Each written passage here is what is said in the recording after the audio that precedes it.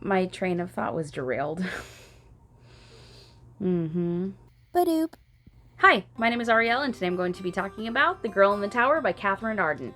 This is an adult fantasy novel that is the second in the Winternight trilogy. So if you haven't seen my first review, I'm going to put it up there and watch it and come on back. This book opens up pretty much where our last book ended, and I was really happy about that because I hate when there's like giant time jumps in between books in a series or a trilogy or whatever, and I was so happy that we didn't have that. In this book, we get to explore Vasya becoming that traveler, that adventurer that she's always wanted to be, and that is so cool because that's what I was hoping for her when she left home, which could be a spoiler. Sorry. I know I said before in my last video that it was a good book, but it was slow. This is a great book, and it's fast-paced. There's a lot of action going on in this book, which I was just so blown away by while reading it. And there is, the book had to be slow because it built in on itself until it got more compact and rose higher and higher until my hand is probably out of the screen.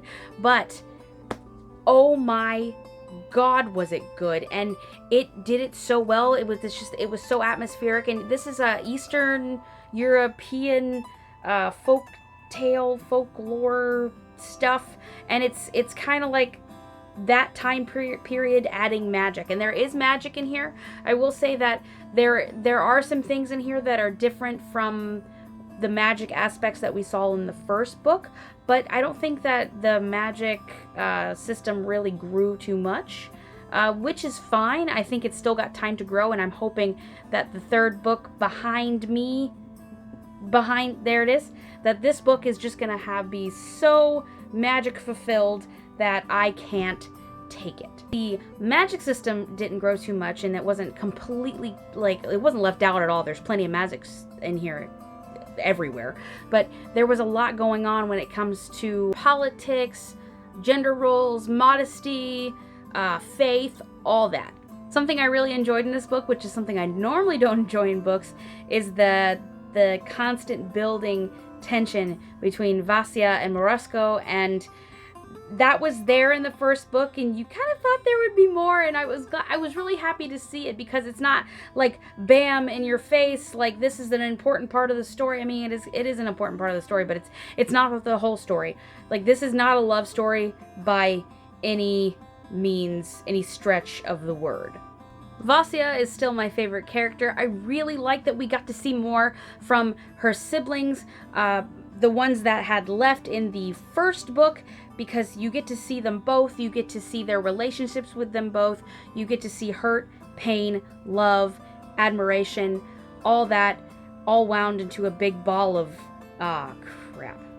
In the back of the book, there is a bit about Catherine Ardon and how well and true she tried to stay to the time period and folklore and all that because she wanted it to be as authentic as possible.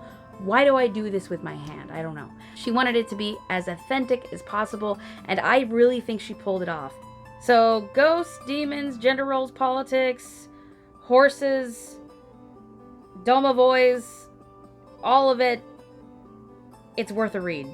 If you have picked up the first one, you should definitely pick up the second one, especially if your reason for not picking up this book was the first one's pacing and the lack of action until toward the end. This is action-packed. It's packed full of action. Like I could shake it and some action can fall out. It's that packed with action. Cons. So my cons are, I wish there would have been a little bit more magic building. I feel like if there was, though, the story that we got already in here may have taken a back seat to the magic, so that's kind of a con, kind of not a con. It's very confusing for me. Now, the only other con I have is that I wish that Olga would have had a bigger role. Like, she had a role, it was there, but I feel like she could have been more toward the front. And at the aspects that she was in the book, I feel like her role could have been played out a little bit better. Pros. Action. Lots of action. All the action. Every action. There's a lot of blood and a lot of fighting and a lot of detail in that, and I really appreciated that. Also, you got to see Vasya grow up, and you get to be with her, and you get to see the woman that she is and how strong and powerful and fierce she is. And I love that in a character, especially a female character, and I couldn't get enough of it. She's probably one of my most favorite book characters of all time, and I'm not even done with the series yet. So that's that. If you made it all the way through, give me a like and maybe subscribe if you haven't. And if you've read it, please comment down below. I want to talk to somebody about this book that has read it. Please. I hope you have a good day. Bye.